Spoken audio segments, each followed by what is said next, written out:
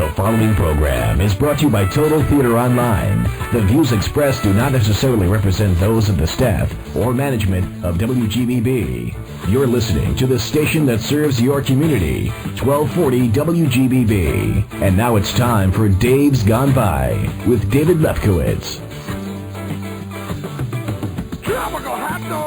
Good evening, everybody. Welcome to Dave's Gone By. One solid hour, one magnificent swipe of the Timex dial, one astonishing 12 to 12 cycle of the minute hand, 1 hour-long journey. Actually, it's only 57 minutes, but it's virtually an hour of comedy, talk radio, music, interviews, extra views, and more, starring me, Dave Lefkowitz, radio personality, playwright, theater critic, and humorist. And this is my weekly mix of serious talk, smart talk, silly talk, and whatever else feels right for the occasion. And this is an occasion, both happy and sad. Happy because it's June 1st, and I'm going June buggy with spring fever. This winter, this horrible, bone-constricting winter of relentless cold and ice and misery seems a million miles away.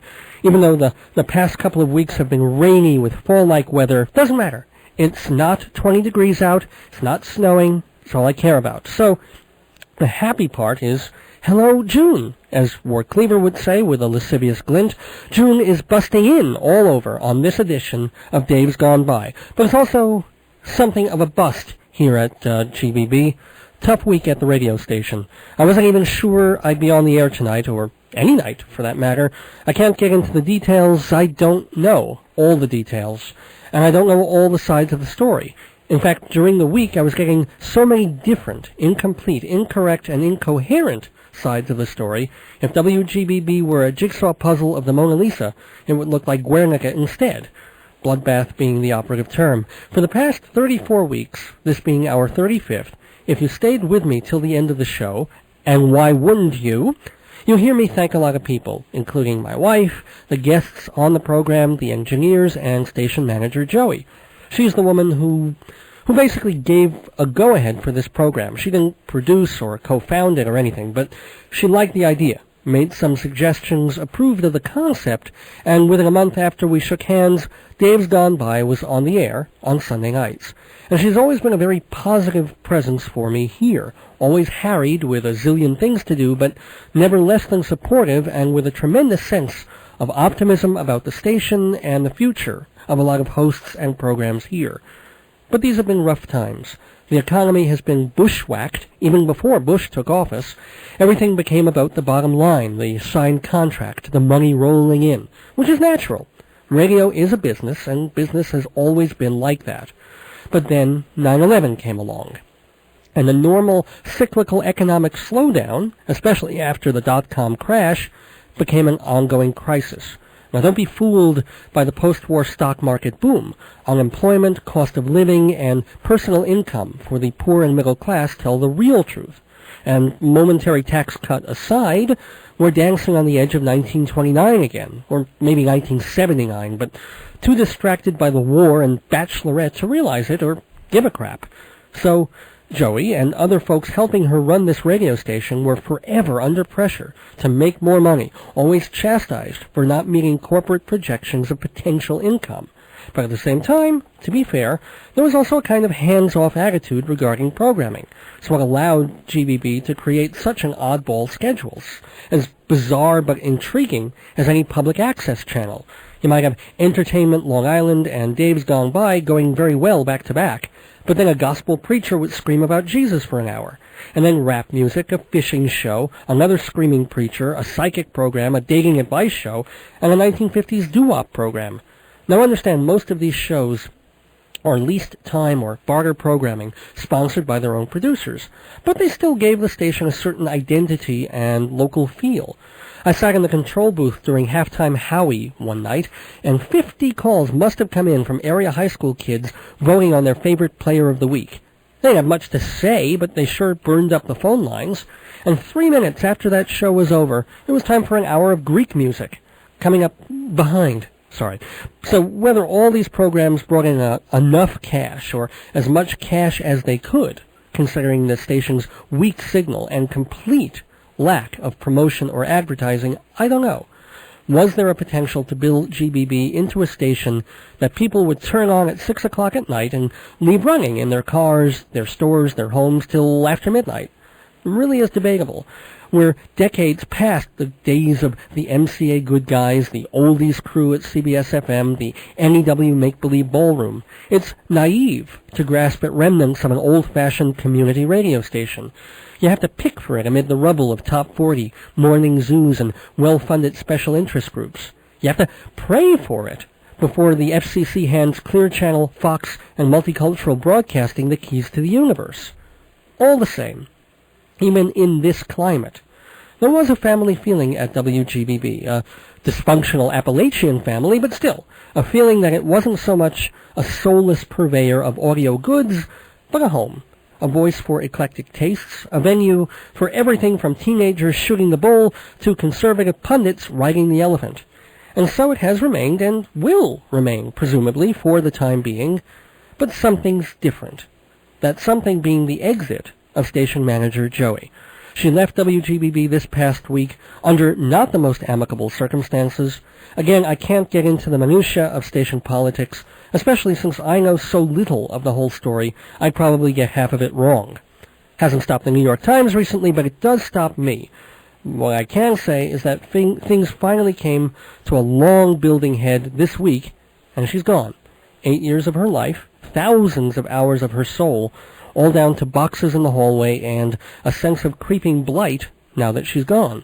Some of the shows she put together and helped develop are gone with her. A couple of the engineers and several hosts are gone too. Joey really was a slave to this place, a willing slave, but a slave just the same. I hope management realized that. I hope they understood the 4 zillion little things she did day to day, from keeping the logs to courting the advertisers to scheduling to ordering supplies. And I'm sure management did appreciate the pressure she was under to both make money and somehow create a cohesive format when this Baptist church would buy this hour, and then a rap group would buy the next hour, and then comic book collectors would chat for a half hour after that. Joey bent over backwards, forwards, and sideways to keep the owner of WGBB from flipping a switch and saying, okay, Chinese radio 24/7, which could happen tomorrow. I thought it might happen today. Thankful that it didn't. What's more likely is GBB will stay up for a while, but eventually the Merrick location will be gutted and everything will be broadcast out of West Babylon, where the owners have a sister station that might simulcast, might not. It could take a few months, but it's pretty much inevitable. Until then, it's end times here, dancing on the Titanic, singing on the Shuttle Columbia, making love in the Twin Towers. It's all over, but a few more months of shouting.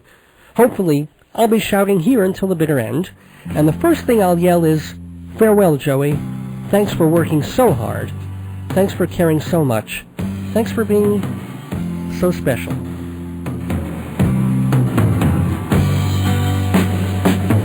Born in Red Hook, Brooklyn, in the year of who knows when. Opened up his eyes to the tune of an accordion. Always on the outside of whatever side there was. When they asked him why it had to be that way, well, he answered, just because. Larry was the oldest, Joey was next to last. They called Joe crazy, the baby they called Kid Black. Some say they lived off gambling and running numbers too. It always seemed they got caught between the mob and the man in blue.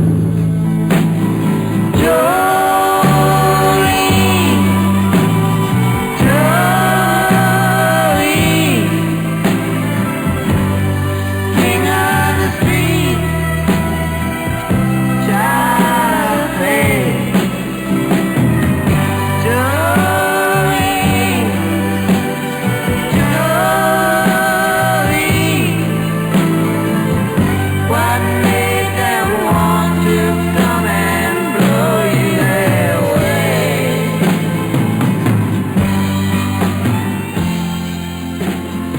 Gone By, still coming at you Sunday nights at 8. Of course, Bob Dylan talking about a very different Joey there, but still. Hard to tell week to week what will happen with this radio station, let alone with my show. I'm contracted till the end of June and have been told that will be honored. And if things settle down and God help us improve, who knows? But so many things are being shifted and shafted and fashuckled this week, there's really no telling what next week will look like, not to mention the summer and fall. So, if you're a fan of the show and want to be kept apprised of where it'll be, make sure you get on the Dave's Gone By mailing list. Just email me at davesgoneby@aol.com. That's Dave's Gone By, no apostrophe, at AOL.com, and we'll put you on the mailing list to let you know when and where you can hear this program. Now, remember, the mailing list isn't sold to anybody or used for any kind of advertising or marketing purposes. It's just our way of keeping contact with all the listeners to the show, members of the Bystanders Club, sponsors, supporters. So now, more than ever, if you ever wanted to show your support for this program, send an email, davesgoneby@aol.com, and we'll send you an email back, keeping you posted on what time and day the next episode will be. And if the show eventually has to leave this radio station and maybe find a home at another venue or just on the internet, we'll let you know that too. Now again, I repeat, I'm operating on the assumption that the show remains where it is, Sundays, 8 p.m. Nothing's changed in the immediate future. Don't automatically assume that I won't be here at this time next week. I probably will. But if I'm not, don't panic. I might have moved to another slot. Way to know for sure, email me or check my website, hometown.aol.com/Dave's Gone By. http://hometown.aol.com/Dave's Gone By. If you forget the URL, just Google search Dave's Gone By, and we're right up top. Now, I mentioned other changes here. Maybe you checked out some of the other shows I've either been promoting in the commercial breaks, or you just left the dial at 1240 on and happened on some other programs that tickled your fancy and fancied your tickle. Well, a couple of those are gone too. Entertainment Long Island with Don Lewis. My show and his were almost twinned for a while because we both started at nearly the same time. Don came in about 2 weeks before I did, and we both dealt with humor and entertainment. We talked about the theater. Don's show moved into more of an hour of live music and folksy joke-telling. Dave's Gone By became the talk radio music comedy mishmash you know and love. But there was definitely a symbiosis between the programs. And Don was always very supportive of my show, doing lengthy promos and forever crediting my lovely wife Joyce, his words, as well as mine, for coming up with the title, Dave's Gone By. Don loved doing his show, I know that, but he was disappointed that there was just no support system here for a program like his, or for any show. It was all catch as catch can, and every host his own desert island. Don's show was on just before mine when I first got here, and after a couple of time switches, he ended up on the air before me again, Sundays at 7. But his last live show was a couple of weeks ago, and he's opted not to stay on. I hope he turns up again locally. He has a great radio voice, a very smooth and natural persona. If ever there was someone right for doing an all-day kind of leave-it-on-at-the-barbershop radio show of standards and local commercials, it's Don, and I wish him well. And then there's Israel Crespo, a new guy, really great guy who just started a month ago with his program On the Edge, very much a Joey-initiated project. It was a program about, well, human rights, really, about being sensitive to factors of race and gender, drunk driving, sexual politics. He was just starting to find his voice with the show, a real public service of a program, and alas, that has gone by the wayside. I'm sure Iz will turn up on the air somewhere pretty soon, perhaps on this program, because I've asked him to call in a little later in the show to be interviewed. But also saying goodbye to Real-Time Radio, I don't think they'll be on tonight. And that's a fun show, mellow hip-hop music and amusing banter from a bunch of good folks. Also a relatively new program. They were on closer to midnight, which may be where I'll wind up if my time slot changes. I wish the Real-Timers well. Now, I'm not sure who else is part of the great exodus.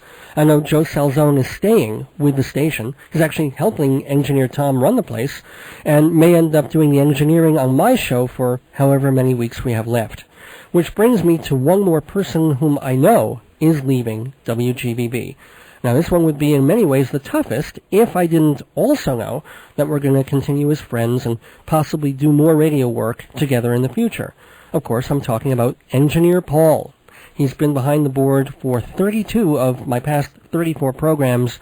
He's weird, he's scattered, he's infuriatingly unfocused, and he's also an extremely capable and resourceful engineer, often keeping the equipment and wires of this radio station running on sheer spit and chewing gum. Even Joey probably didn't appreciate all the tricks and jiggles Paul would finagle to do remotes and to have this place sound like a professional radio station, even though it looks like the rec room of a rundown youth center. And Paul has always been sort of a partner in crime on this show, totally with the humor, offering good advice, archiving the programs, helping me out with studio time, really supporting Dave's Gone By in ways that went far beyond his obligations as an engineer. And he's also got a heart a lot bigger than the nautical mile, that's for sure. Paul's already got another gig lined up in upstate New York, but I think he has some plans locally as well in the nascent stages. As I said, we're going to remain pals and probably work together on a few things. Life goes on, it just goes on differently. And though the life of this program is now week to week, this week we still have a lot of great stuff to get to. I hope to have some of the folks I mentioned call in and chat before the hour's up, plus the more typical Dave's Gone By mix of comedy, talk radio, and music, including our popular weekly feature, The News Gone By, a weekend updating look at what's going on in the world, and a segment I haven't done in a while, Dave Goes Off, wherein I expound and expand upon some topic that gets my goat or shears my sheep. And this week, it's the MTA. I think we all have a gripe with them. Now, I'll keep my language family-friendly, even though I'm so tempted not to, but listeners should be aware that this show is rated DGB-13. Nothing too inappropriate or FCC-21, but if you have little ones running around, you might want to staple them to the carpet and bring your radio to another room. If you're not getting this show clearly on your radio, and considering it's WGBB, you're probably not, but if you're out of close listening range, remember that you can still hear Dave's Gone By live streaming on the internet at WGBB.com. Just go to the website, WGBB.com, click the button for online radio, make sure the little play triangle is clicked instead of the stop square, and you should hear my show blasting through your hard drive. And we'll take a hard drive through the rest of the show, starting with a look at the MTA right after this. Performing Arts Insider, 3 words that represent a whole world of entertainment found on Broadway, off-Broadway, and cabaret. Hundreds of productions to see and enjoy. But how can you keep them all straight? Performing Arts Insider, the guide to everything that's happening on the stages of New York. For 6 decades, Performing Arts Insider has been a Bible of the industry. Each issue lists hundreds of shows, who wrote them, what they're about, who's in the cast, the designers, the producers, box office info, parental guides, reviews of what's good, what's bad, and why. Plus listings for opera, dance, and awards too. As the chief editor of Backstage put it, Performing Arts Insider puts all the facts at your fingertips. To subscribe or get a sample issue, call 516-295-1511 or go to www.totaltheater.com and click on Performing Arts Insider. Welcome back to Dave's Gone By. It's 8:19 p.m. Time for a segment called Dave Goes Off. Basically where I get to rant and rave about something for a couple of minutes, and you get to listen. Tonight it's the clickety-clack of the train on the track. Weren't MTA fare hikes supposed to be rolled back by now? Didn't the judge give the Metropolitan Transit Authority 2 weeks to push back the exorbitant increases that went into effect May 1st? Oh, that's right. They're appealing the decision, and there's a stay in place until the next ruling, which means we have to live with subways and buses going from $1.50 to $2, the railroad jumping nearly $1 a trip each way, and the step-up fare for purchasing tickets on the train going to an outlandish $3. It's like developers buying a landmark property they want to knock down and put up a shopping mall over. Now, the first thing they do, legal or not, is tear the old place down as fast as possible. That way, when people protest, when it goes to the courts, the developers can say, look, maybe we were wrong to move so fast, but no use crying over spilled buildings. It's down already, so we might as well just finish what we started. And that's just what the MTA has done with its fare hikes, even though they were caught with two sets of accounting books, one showing a far greater deficit than the other. Now, the Transit Authority has given a zillion reasons why, even though they lied like thieves, the increases should stay in place. One of them is the tremendous amount of money and manpower it would take to roll back the fare increases in all the machines and turnstiles. Well, that's funny. A friend of mine bought a railroad ticket late in the day on April 30th, and then another just after midnight on May 1st. Somehow, as if by magic, the numbers changed. No fuss, no muss, no 10,000 laborers struggling with a massive iron fare wheel deep in the mines of Manhattan. No, I'm sure somebody flipped a switch at Grand Central Station and everything old was new again. But the MTA also says that even though their numbers were misleading, they really do need a fare hike that size to stay afloat. But I don't know, let's say I go into a furniture store to buy a new couch for the radio station. As if. No, but let's say I do this, and the couch costs $2,000, tax and delivery included. So I go to the station manager, whoever that is, and I say, give me $2,000, I'll go to the store and buy the couch. Station manager writes me a check, as if, and I go to the store and buy it. Next day, the station manager reads the paper and sees an advertisement for the furniture store. And there's the couch, not on sale, but at the regular store price of $1,300. Says the station manager. Why did I give you $2,000 to buy something that cost $1,300? I think quickly. I say, well, don't forget there's tax and delivery. She thinks even more quickly and says, all that should cost is another $150, maybe $200 at the most. What about the extra $500? And I say, well, you might need the couch repaired next year. And she takes my index finger and plugs it directly into the control board to let 6,000 volts correct my math. Sounds absurd? But apply that to what's going on with the buses and rails. The MTA told everyone they need a $2,000 couch when they only need a $1,300 couch, and they gouged us all for $3,000. Now they're saying it's not worth punishing them for their lies because the money comes out of our pockets anyway. Well, the best story, though, comes right out of the mouth of MTA Chairman Peter Calico, and I'm not making this up.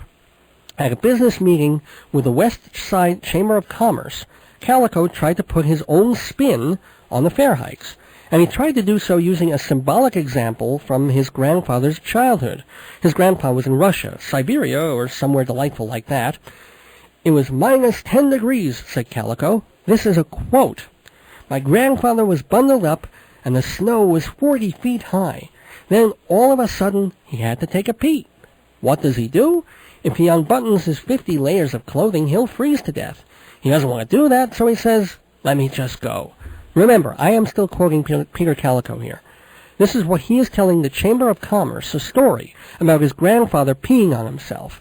The urge was now gratified, Calico continued. It felt warm and comfortable and soft, and Grandpa said, this is pretty good. Then, minutes later, it freezes. As all the New York businessmen shifted uncomfortably in their seats, they tried to make sense of what the hell the MTA chairman was talking about. I mean, I get it. He's trying to explain that rolling back the fare hikes now will only be a temporary relief. They're bound to go up in a couple of months or rise even higher to compensate for the lost revenue during the rollback. But what this idiot doesn't get is that pulling back the fare hikes now means we pay less now. And if the MTA wants to fight for fare hikes next year, using true, legitimate accounting figures and open public meetings, so be it. But to say, well, we might as well screw you now because we'll end up screwing you later, is the height of arrogance and greed masquerading as concern. Or, to put it in a metaphor Peter Calico would understand, if you're a commuter, there's no use peeing your pants because the MTA's just going to piss all over you anyway. And if you think I'm done ranting about the state of the world, you haven't heard the news gone by. But you will if you stay tuned. Pat Benatar has a fan club, Hudson Leak has a fan club, and I don't even know who the hell he is. So I'm darn proud that Dave's Gone By has a fan club, the Bystanders, where you get neat stuff like a weekly special email, an autographed membership card, eligible for discounts on show merchandise, and a 1-hour best of audio tape, with gems from the show and maybe even stuff we couldn't put on the radio. Plus, you got a Dave's Gone By on-the-air greeting. I'll say your name and mention your company or service. Or I'll send out a birthday, anniversary, or get well wish to the person of your choice. Pretty good fan club, huh? And it's only $12 to join. For the email, the best of audio tape, the on-air greeting, just make a $12 check or money order payable to Total Theater and send it to Box 62, that's 62, Hewlett, New York, 11557-0062. If you join via PayPal, use the email address davesgoneby@aol.com. Welcome back to Dave's Gone By. It's 8:25 p.m. and time for the news gone by, a look at events of the past week from a dismantled distance. In music news, Mike McCready, guitarist for the Seattle megaband Pearl Jam, admitted last week that for 15 years he's been suffering from Crohn's disease. Now, that's an inflammation of the small intestine that causes abdominal pain, rectal bleeding, and sudden and frequent diarrhea. McCready says the debilitating illness often affects the way he approaches a gig with the band. Playing on stage, I'm always aware where the bathrooms are, he says. When Crohn's hits, I have to run or it won't be pretty. McCready even admitted that when Pearl Jam opened for the Rolling Stones in 1997, 5 minutes before they went on in Oakland, he had an attack. He ran to lead singer Eddie Vedder and begged the band to open with a slow number where the lead guitar wasn't that important. And the band did. McCready sat out the first song, literally, squatting in a portable toilet. The disease can be humiliating and restricting, McCready told a meeting of the Crohn's and Colitis Foundation of America. You can do everything you think is right, and it can still come back. McCready was nervous about his speech, but when it was over, he wiped his brow and said, "Whew, that's a load off," and everyone backed away from him. Now, McCready's illness does shed new light on some of Pearl Jam's best-known songs, including Off He Goes, Push Me, Pull Me, Release, and, of course, Even Flow. Strange moment in the sky over Britain's Luton Airport this week. Instead of hearing landing instructions, pilots heard the cries and squeals of an infant. Authorities worked 12 hours to track the frequency and discovered that a couple's baby monitor was somehow broadcasting over flight patterns. The FAA said the problem caused no real danger, since the pilots could switch to another signal. Still, the passengers were a little dismayed to see stewardesses running back and forth to the cockpit, bringing diapers, rattles, and a warm baba. Speaking of the Skyway, Barbara Streisand is suing an aerial photographer for taking pictures of her Malibu home and surrounding area. She says that publishing the photos constitutes a violation of her privacy, and she's suing the Shutterbug for $10 million. In related news, Star Jones, co-host of TV's The View, is also suing an aerial photographer for taking pictures of her from 10,000 feet away and not having to use a telephoto lens. In Pomona, California, a woman was arrested for putting her 2-year-old daughter in a washing machine. 2 washing machines, in fact. Surveillance cameras at the laundromat showed the woman popping her kid in one machine. It didn't work, so she took the girl out and stuffed her in a front-loading washer, which automatically turned on when she shut the door. Bystanders who saw what happened tried to open the washer but couldn't. Luckily, a cop came by and smashed the window with his baton. The child nearly drowned but escaped with just a few serious cuts and bruises. Asked why she did what she did, the woman said, "I was just doing what any mother would do, teaching my daughter a lesson. She broke wind in public, so I was washing her intestines out with soap." On the international child-rearing front, in Berlin this week, a German court fined a woman €100 because her 8-year-old daughter wouldn't open her mouth at the dentist's office. A court spokesperson said, quote, "The dentist wanted to check her teeth, but the girl was afraid and refused to open her mouth, so the dentist reported her." Now, I am not sure what law the kid was breaking, but I do know that Americans are so much wiser than Europeans. Over there, they punish a little girl for keeping her lips together. Over here, if an authority figure comes up to a child and wants to stick something long and hard in her mouth, first we pray she says no, then we call the police, and then we call the diocese. Speaking of which, some nasty stuff from Newsday. Now that the newspaper has squeezed out every last drop of unholy water from their endless series about corruption in the Catholic Church, after you figure every priest, bishop, and cardinal to walk through the Rockville Center Diocese has had his mugshot and fingerprints on page 3, they've finally stopped and turned to the rabbis. This week it's leaders in the Jewish community convicted of sex abuse.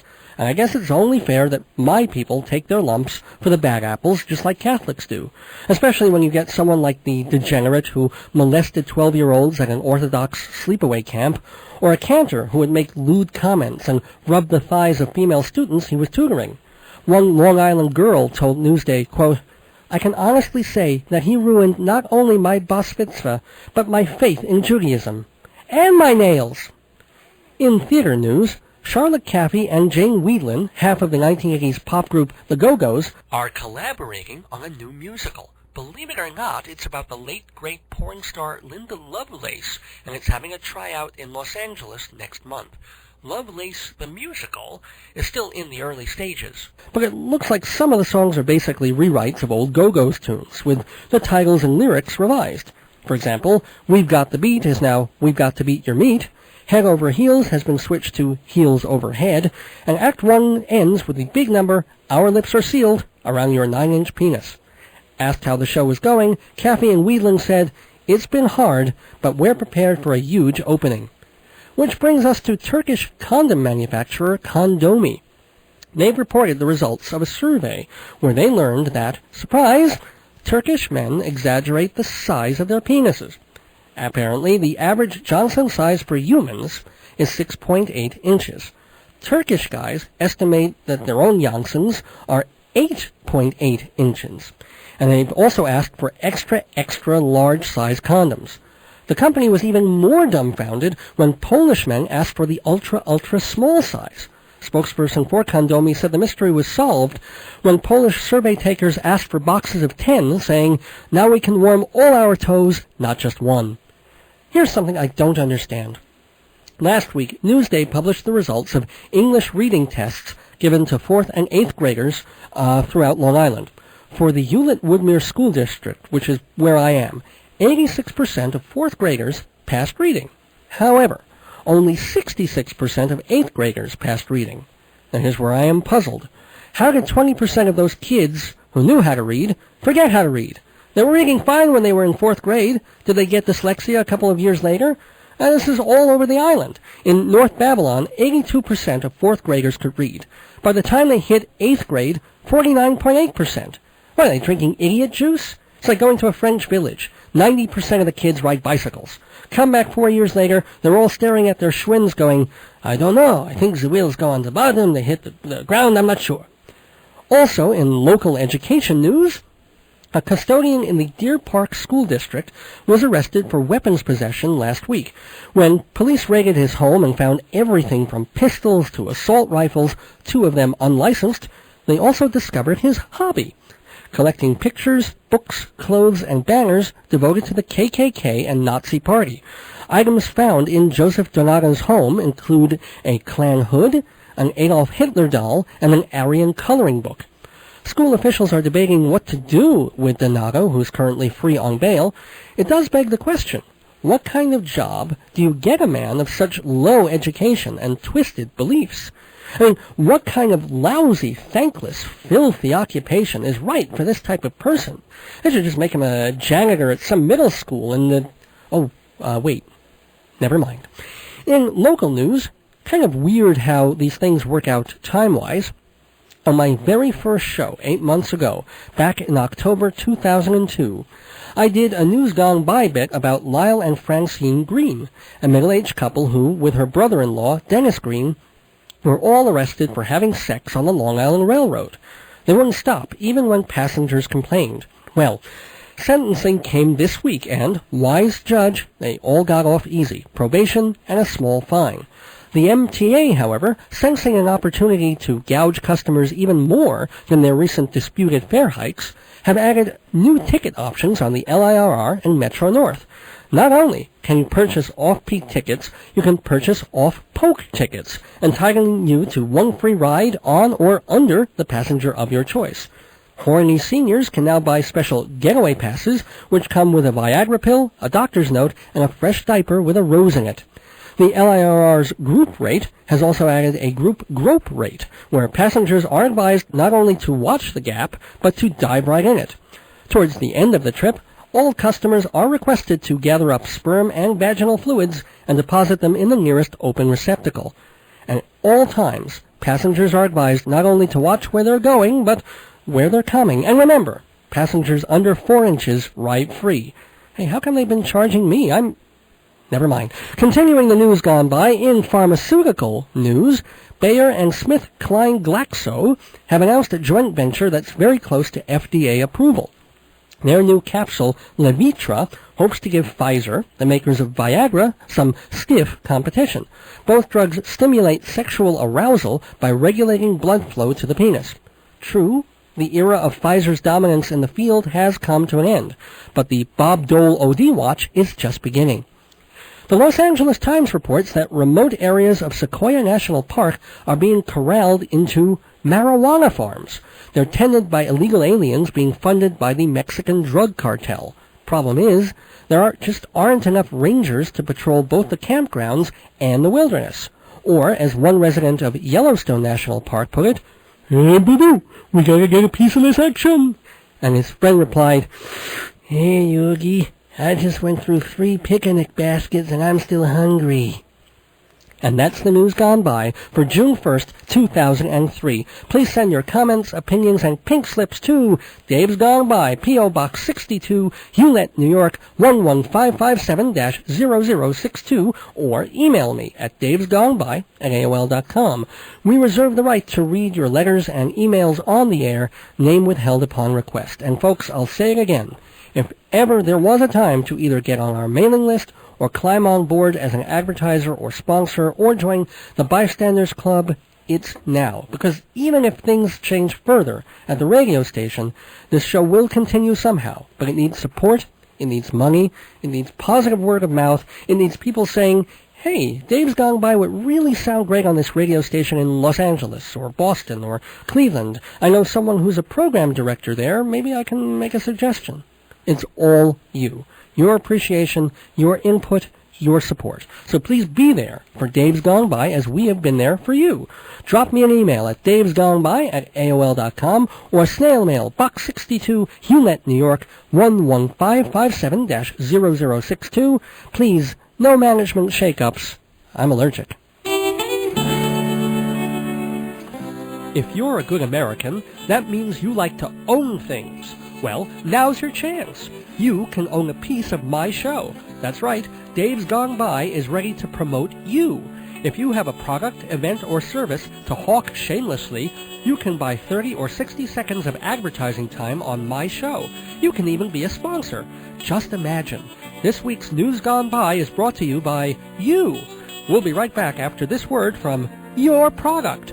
Advertising on Dave's Gone By is cost-effective and reaches listeners not only on Long Island, but thanks to WGBB.com all over the world. To get a piece of the Dave, call 516-295-1511 or email davesgoneby@aol.com. To see our disgustingly low ad rates, check our website, hometown.aol.com/Dave's Gone By.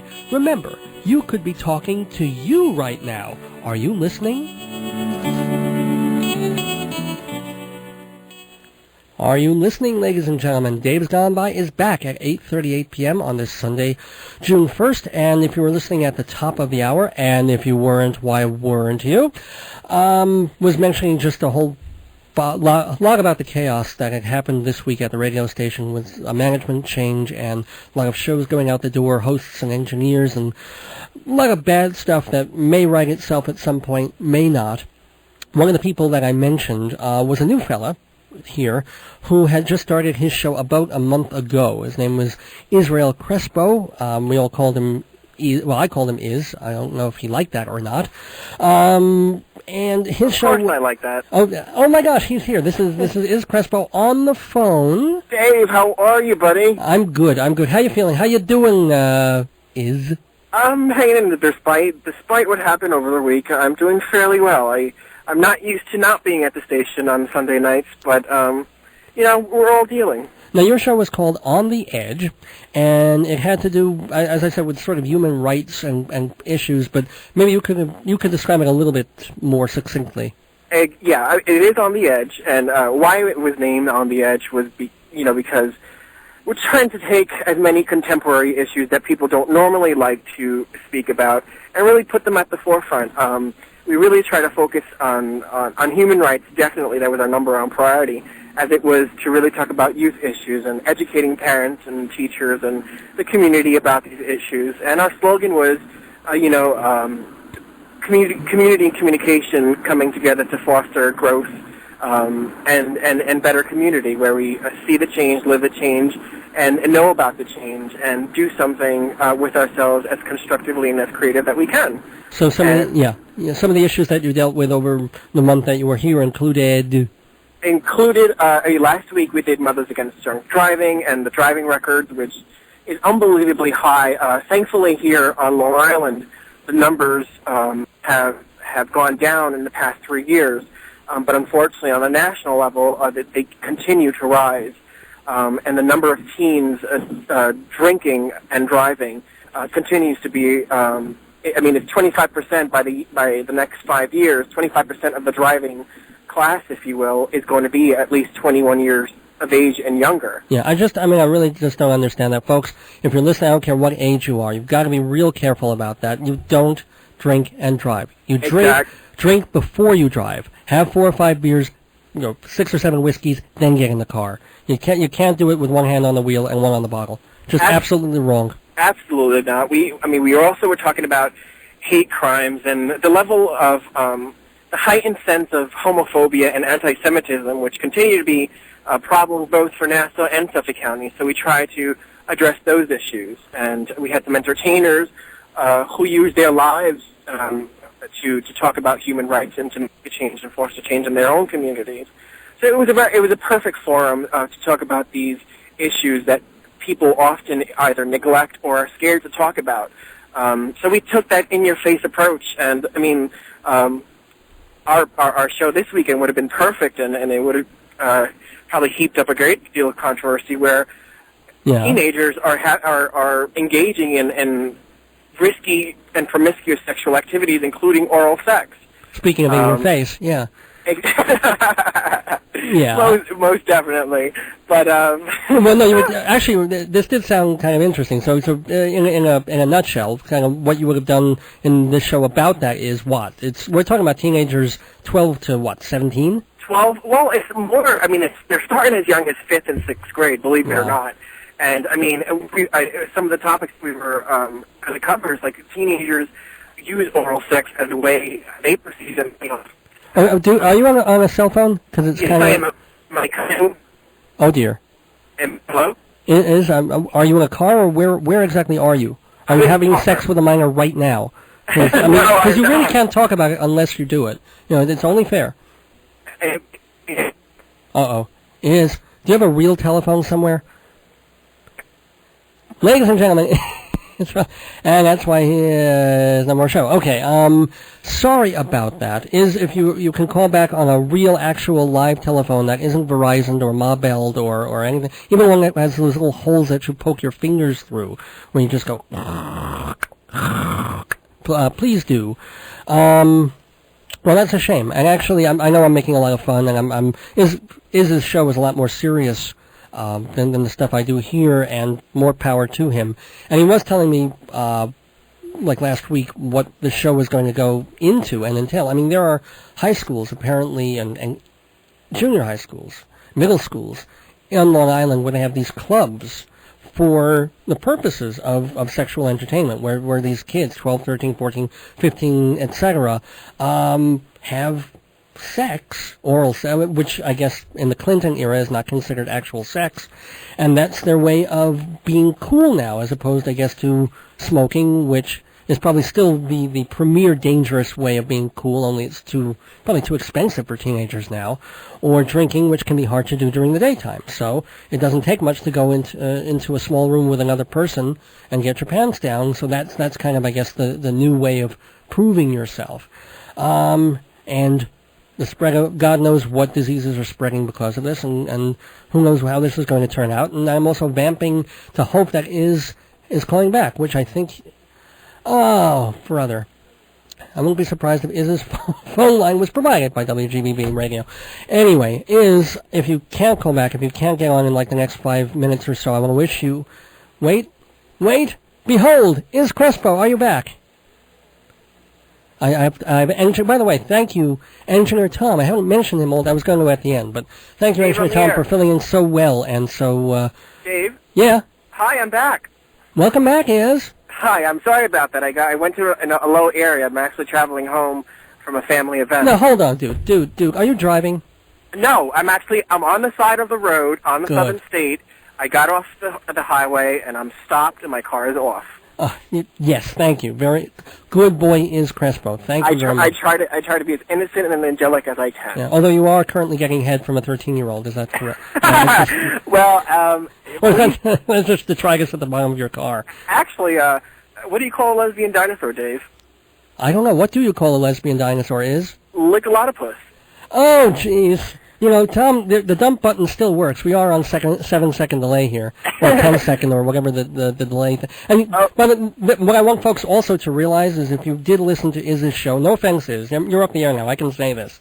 You were kind of grim and serious on the air. You were just like, reading the thing and like this, and then mothers against all these dead kids, and then you would get off the air and you would be like this complete freak, and nobody would get that except the people here. So now you can let your freak flag fly. Let's hear you. Well, I'm not sure if I don't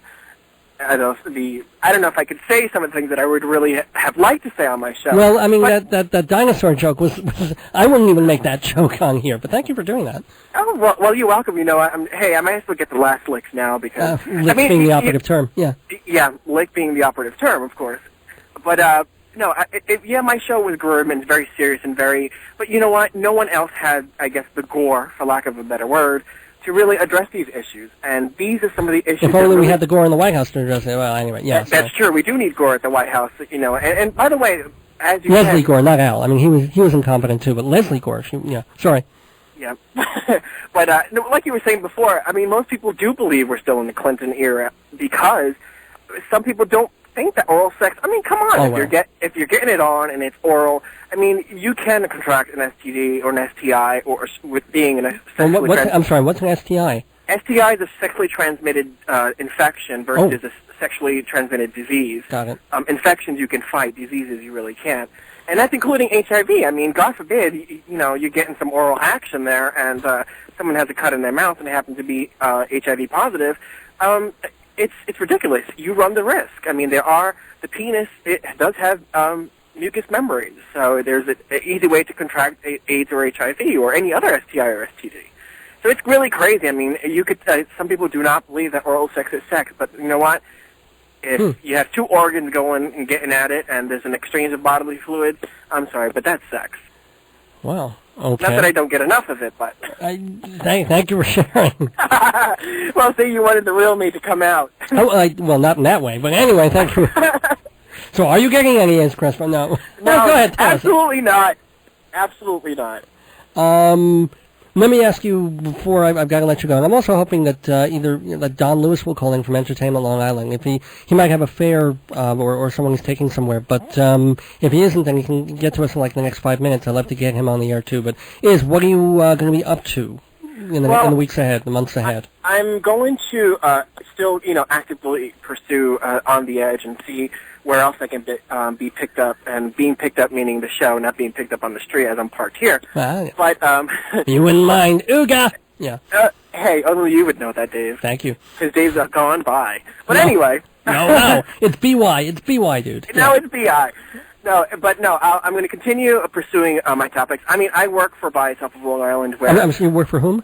Bias Help of Long Island, where we deal with hate crime victims and issues of discrimination and HIV and AIDS and stuff like that. So I'm going to continue to do my work, pursue my master's degree. Where, what? Well, I'm contemplating my master's degree at Columbia or back at my alma mater at Fordham University. My wife's a PhD soon to be at Fordham, and also Well, student teaching there. So, yeah. She must be just as fabulous as I am, then. Yeah. Perhaps more. A little better in bed, but we'll get to that later. Hey, you haven't tried me yet, so you can't compare. The truth comes out, so now everybody knows. All right. Exactly. But one day is. But, one. No. If you ever want to be on my show again, yeah. Anyway, okay. So what else do you want to... I've got about a minute and a half, 2 more minutes in this segment. What do you want to tell the people? You can even be serious if you want to. Well, you know what? Unfortunately, we lost a great deal of creative, energetic, and really passionate and dedicated people to issues and shows. I mean, Joe Salzone live with that's actually sticking around, by the way. Joe's going to be on Saturdays, 7:30. He's actually going to be doing more at the station now than he was, 48 hours ago. So. Oh, great! Yeah. Unfortunately, then I just probably got canned and. Well, because you were terrible. Yeah. No, I'm just kidding. I must, I must have been telling the truth. God damn it, because someone had it out for somebody else. And when a lot of people, when you do tell them the truth, they don't like it. So whatever. I can go elsewhere where my work will be appreciated. But if the station would invite me back, I would be more than happy to do so, only because I am passionate about the issues. And Dave, if you're going to stick around, your show is great. It's great comic relief. Seriously. Thank you. And if the people don't, I mean, if anyone would have the opportunity to meet Dave, he's not bi, that's number one, but he's great. He has a great sense of humor, and I wish Dave's Gone By, the show, of course, the best of luck, and I give you my blessings. And you know what? What? And we'll stick around. We'll do lunch. We'll do. Oh my gosh! Lunch. I'll come on the show one day. We'll tell more jokes. Okay. Good luck to you. Please keep in touch. I've got about a minute and a half to talk to someone else who is at this radio station before I do a wrap up thing. Now, who else could this person be? Hello. Who's on the line there? Oh my. Keep talking. Who could it be? Gee, that voice sounds familiar. Would this, by any chance, be a person named Paul? Yes. Paulie, how you doing? It's your lovable, huggable engineer. How's it going, Paul? It goes. I just figured I'd call in and see what's going on. Well, it's been a rather quiet day. We've been playing CDs and mini discs here most of the day because, everything cleared out. But I'm here live for another couple of minutes, and I want to thank you so much for calling. So tell people really quickly what you're going to be doing, in the days ahead. Dude? Oh, I didn't know if you were talking to me or someone else. No, Iz was on the phone before you, but... okay. Yeah, I can't quite get the signal where I am. Of course not. You're probably three blocks away. I left the parking lot. What can I say? Yeah. So, but what are you going to do over the next couple of weeks, Paul? And Paul, first of all, I want to thank you publicly. I was going to do that, I already did early on the show, but thank you publicly for all your support and wonderful work on my show over the past few months. But please tell people what you're going to be up to. Well, I'm going to be at another facility. There's 2 stations in New York City itself, and another station upstate New York that I've got some business to take care with. Mm-hmm. And I'm sure I'll be making a cameo once or twice back at GBB. Yeah, if I ever need, an emergency engineer or something like that, please come on in. I would love to have you back and on the air, behind the board, whatever, under me. That whole oral sex thing just got me so hyped up. It's really what I need. Well, you need a new internship. Exactly. Folks, Dave's Gone By at AOL.com if you want to be an intern in that capacity. Anyway, Paul, thank you very, very much for calling in. I'm going to have to wrap this up and do my finishing segment. Well, according to my clock, you've got under 7 minutes, so you better hurry. Exactly. So, Paul, thank you for calling in. Folks, there's no commercial after this. I'm just going to go right into a little bit of music from, little appropriate music from Phil Oakes. Sit by my side, come as close as the air, and share in a memory of grace, and wander in my world. Dream about the pictures that I play, of changes,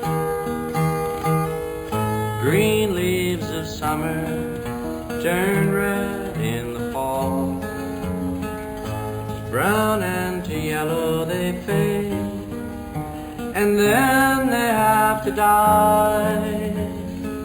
trapped within the circle time parade of changes.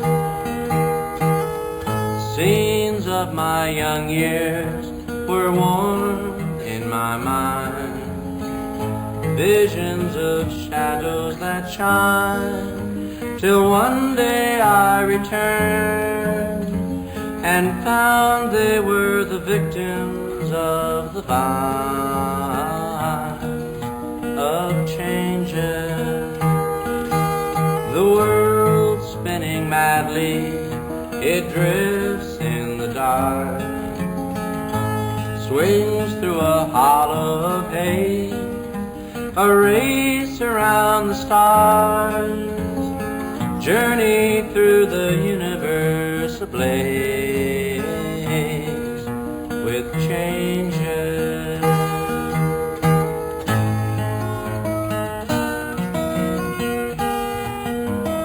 Turn and face the strange changes at WGBB this first day of June, a weird transitional time. I'm still around for however long, doing the Dave's Gone By thing. More music, more comedy, more talk radio. Time for some thank yous to my guests on the phone, Israel Crespo and, of course, engineer Paul. Bless you both for your good wishes, and Paul, of course, thank you so much for everything you've done. I want to thank engineer Tom today, and pitching in. First time he's ever done this show, and he's done it perfectly. Go figure, with half the equipment that we used to have here. Final, one sad thank you to station manager Joey and Paul, too, the folks who guided this show and made me feel special for the past 8 months. Anyone who's spent any time at this radio station during the past 8 years knows just how much they've both been a part of everything this station has tried to be and could have been. What will be? I don't know. But I should be back next week, 8 o'clock Sunday night. Same for the whole month of June, pretty much.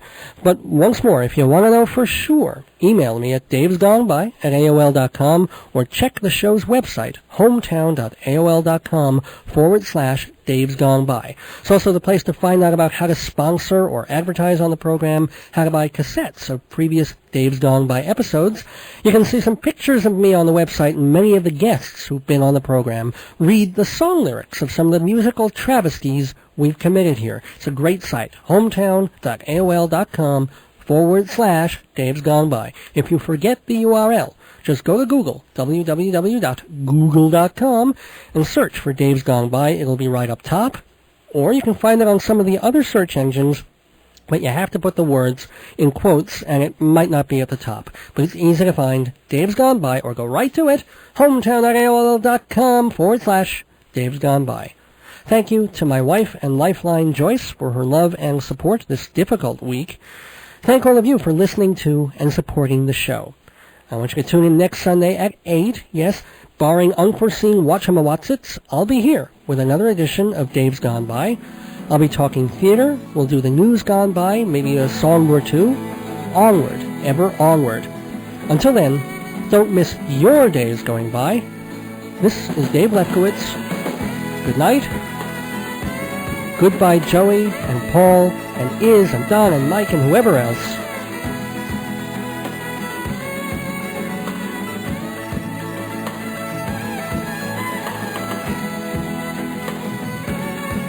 And gone by.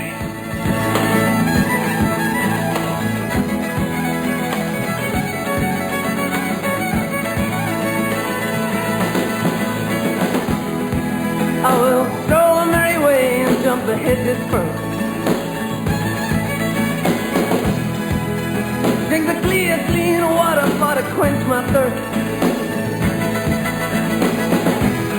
And I will watch the ferry boats and they'll get high against the blue ocean, against tomorrow's sky.